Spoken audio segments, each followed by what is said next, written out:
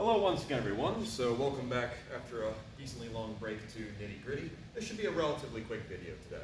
So the next kind of thing I wanted to talk about, since we've gone over most of the individual parts, was the idea of extension and the feeling of extension. So what I'm talking about here is in pretty much every single art that I do, at least, and as well as the majority that people out there do, with some exceptions, but I'll get back to that again in a moment. There is the emphasis on the idea of going from whatever position you're in, whatever guards you're in, whatever style you're doing, to an extended position, in that being carried either by a lunge, or by a step, or by something along those lines. Now, that feeling of extension is something that can get a little bit woo-woo-y, right? Now, what I mean by this is there is an actual feeling for when it's right versus when it's not. And I think that drawing a little bit of attention to it currently can help some people find it sooner, as opposed to feeling lost about it for a while. So let's start off with something a little bit more familiar, but with a long story. So what do I mean by extension? By extension, what I'm talking about is any of your strikes, any of your thrusts, anything, should terminate in an extended point, right? And that can mean a bunch of different things. That could be here, it could be here, it could be there, it could be there, it could be funky, right? It doesn't really matter. The point is, it's beyond your normal comfortable holding range. So what I mean by that is if you take a sword and you put it out in front of you, there's going to be a point as you extend your arms where it starts to feel heavy, it starts to taper off. So like right now, with my sword kind of about here-ish, it's not very heavy at all, right? The balance point is keeping it very comfortable. I can kind of leave my hands here all day. When I stick it out without anything behind it, then it starts to become a little bit more difficult for me to hold it for long periods of time. Not that I can't compensate for that with strength, but there's also an important thing to consider. I'm not gonna be doing this. I'll get into that again in a moment. What extension gets you is it gets you from this to this and gives you something with it. This is currently supported by my body, by my stance, because I'm within my own frame still. This, I'm no longer within my frame, I'm reaching beyond my frame. Now, if I were to do that just by itself, it's not particularly useful. But if I am to combine that level of extension with something, that's when I start to get a result. So what we're going to do is we're going to use the basic Oberhalb Fendenti downward right cut, right? But specifically, a cut to extension rather than a cut through. Now, that's not to say that a cut through won't have extension, but we'll get there when we get there. So, what am I talking about, right? If I cut outward, it should be to the point that I'm finishing here, because why would I cut shorter? There are some reasons, but in general, we're looking for my maximum kind of range without causing me to change my body. So my arms are all the way out to that point that if I hold it here, that's having some weight now, right? Because it's now outside of me. But when I allow my body to carry me to that point, and I'm focused on going beyond what I'm aiming at, this becomes comfortable. Now, I'm not going to describe it as something that I can then, and now I can stand here forever because magic entry. No, I'm going to start feeling the weight, but I feel the weight a lot less soon. I have a lot more time to hang out in that extended point and do things from it. So if you remember the video that I put up called, strike and then work, that's what I'm talking about. We have to reach that point of extension and then we can do a lot of good things. Sometimes, depending upon the system, that point of extension is the lead into all of your good things. But again, we'll get there when we get there. So, what does this feel like to me? Well, in regards to what it feels like, I want to lead with the sword from whatever position I'm doing. Here, here, all the way back here, even cuts from below or what have you, doesn't matter, right? Same with thrusts. I'm always starting by getting that sword out to the point that my hands, they go from feeling its weight here to its weight starts now to feel parallel to them. Like I'm not holding the sword anymore. The sword is an object in space that I have touched. Like holding a pole on a subway, right? So right about there, when it starts to just become an object, is when I want to start letting my body become, add to it. I'm now pushing that shape forward. That then allows that object to be continual push, and it will naturally glide into an extended position with now the force of my body behind it. Now, This is just one example, of course, but in general, most any action you're going to do is going to have these same principles. So let's look at a thrust, right? Same idea, but now it's a little bit less, there's not quite that chunk, right? For this, it's the same idea. I push it out to the point that it starts to pull me with it, is kind of what I'm looking for. Now, I shouldn't be, and just go. What it should be is that idea of, oh, I now feel inclined to step. I have reached the maximum point. Now I will go behind it. This only has those 2 steps as opposed to the 3 because I'm not having to worry about powering a cut. It's just, sharp thing goes out, kind of does its job, which is why thrusts are bad. But anyway. Now what you want to not have, mind you, just a little bit of caution, is we don't want you to make this artificial. We don't want chunk, where you're adding an extra step into there. And you'll see that quite commonly if you're teaching. You'll see people will actually drop their hands and then hinge it forward. Now don't get me wrong, that can actually be a useful mechanic, but it's not very useful if you want to fight an extension. If you want to fight close to you, it's a very quick transition to get that point forward. But if you're looking to do anything beyond your own immediate effective range, it is useless and detrimental. Using harsh words today. Right? Now, back to that idea. Push, oh look, it's an object. Push with my body, and that shape continues forward. If I do that from the shoulder, the same thing is true. Push, push. I do that from a loaded position, push, push. And you'll notice that is just activating more pieces we've already talked about, right? So now, because I'm curled back, when I push forward, I get to add a lot more into that initial push than I did from up here. That means that by the time I actually need to step, I've already gotten a lot more for my buck, right? Basically an entire passing step. So I'm really kind of getting double that effect. But I digress. Point being, extension should feel light and airy, like the sword is out ahead of you, because duh, it's extension, and then you are following behind it. You don't make the sword move.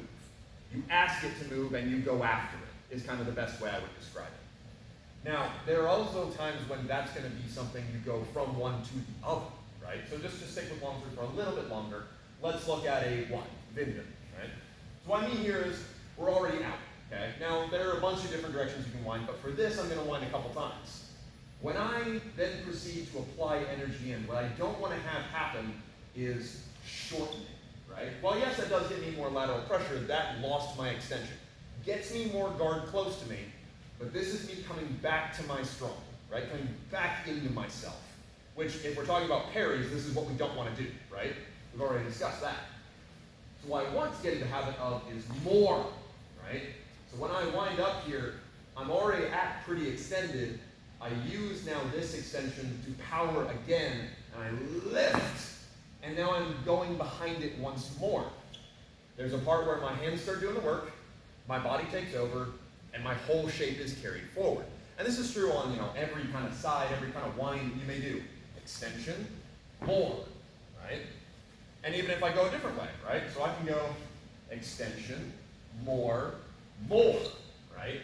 This is especially true in quick, close range cuts, right? Things like maybe off this wind, I'm going to do a short edge instead. More, right?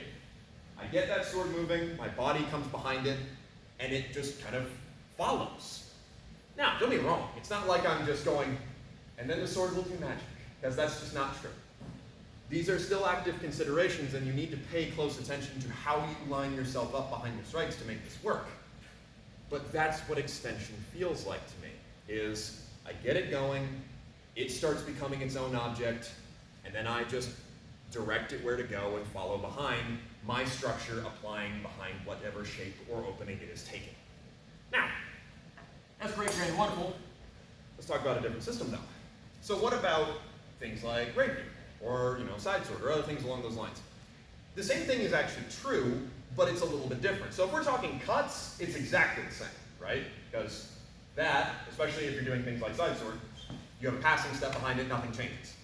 But if we're talking something where we're going into more linear style fighting, then it does change.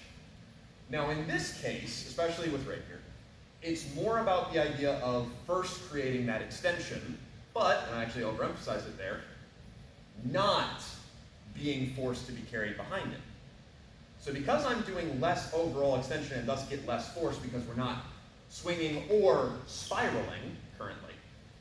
It's more about making this shape, this strength shape, because this, unlike this, I can comfortably hold out away from it, because I'm standing in a way to support it.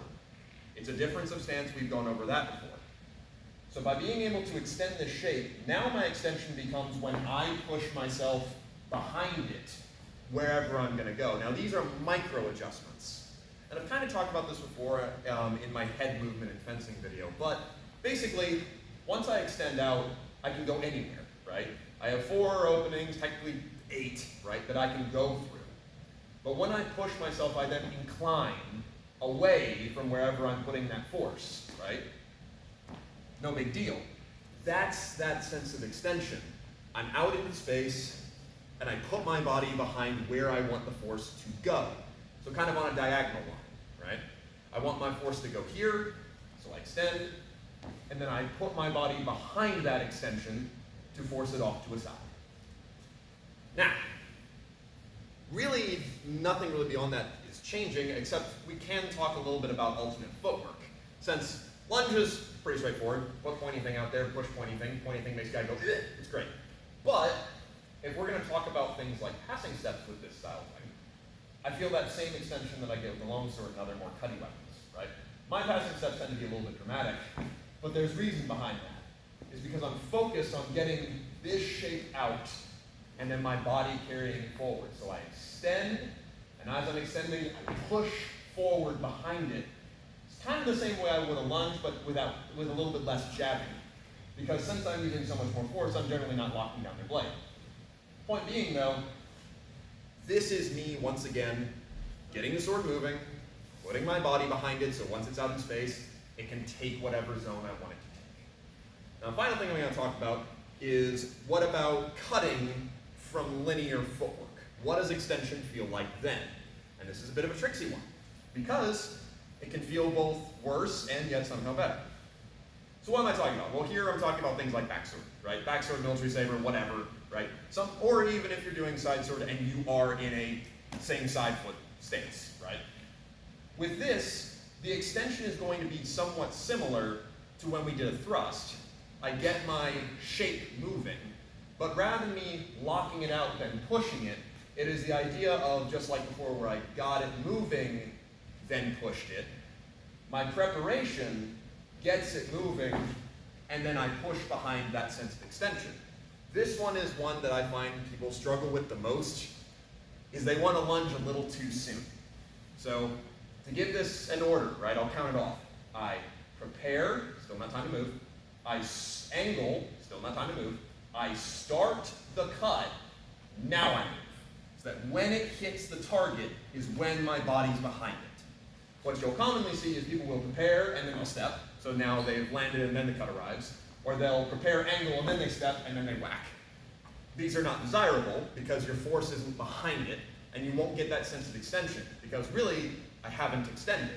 The sword is still very much where it was before. It's not getting its own life yet. That sounds very poetic. But anyway, point being, this is true of all of your cuts, right? Just get it moving, start bringing it forward, push behind it.